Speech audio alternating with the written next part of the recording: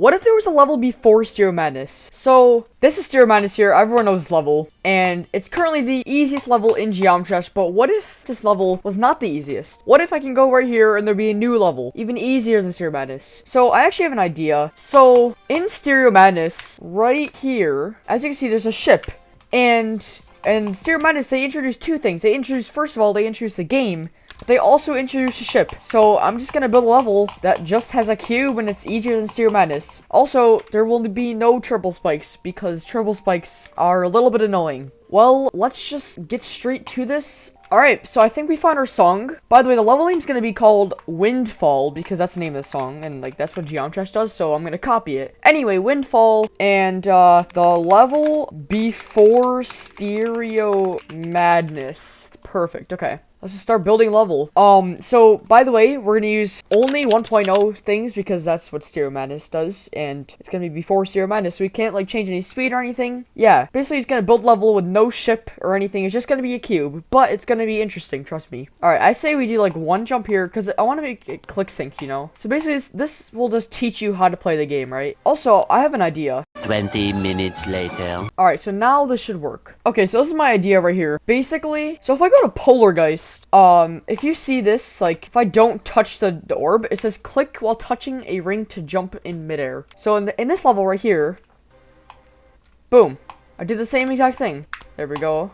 Oh, now it doesn't pop up when I die to the top. It doesn't pop up there, but it pops up here. That's exactly what I want. Okay, perfect. Like, I want to make this, like, super duper easy. There we go, perfect. And I'll make it so you gotta jump over, like, those two spikes. I want to make it so if you fall, you'll die. Because, like, again, I wanted to teach you sort of how the game works still. So, like, I want you to be able to jump there. Just so they know, like, you know. Like, so far, this might be harder than Stereo Madness, but, like, it won't be in the future, trust me. I'll, like, decorate it and stuff after. Even though, like, won't be much decorating because of, like, it has to be, like, Stereo Madness type decoration. I'm just gonna build, like, a little platform here. Oh, God, this is looking exactly like Stereo Madness right now, but it doesn't matter. I'm, like, really bad at creating, guys. Just want to let you know. Oh, I haven't. Oh my goodness, Stereo Madness also does this. Jeez, Stereo Madness is my best friend today. I kind of want to jump over a gap just so people know, like, that can also be a thing that can happen. I think that's kind of a good idea because, like, I don't want people just to think that, oh, this game's a piece of cake and you just have to jump over spikes, right? But, like, if you fall down there, you're gonna die. Like, let me just see. I'm pretty sure you're gonna die anyway.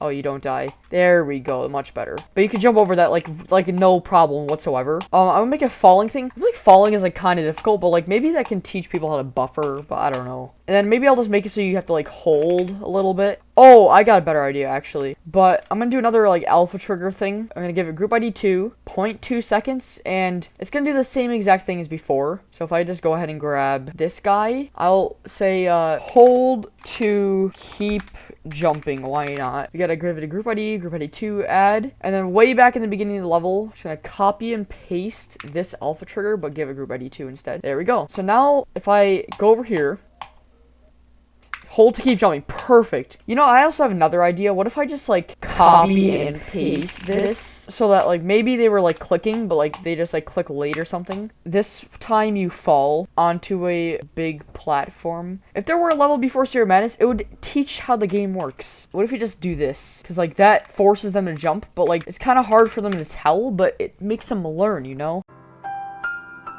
Honestly, I'm really bad at making levels that, like, are easier. Because I wanted to click sync too. Because, like, what's a level if it doesn't click sync, you know? I think this is the first time we'll do, like, maybe it'll change color again. I'll just plug a color trigger there just so I know. Alright, I think it's important that people know that there's something else that can happen too, where maybe a block is here, so you've got to time a jump differently. So what if we do something like this? And then maybe, like, it'll just gradually go up. I think it's a cool concept, you know?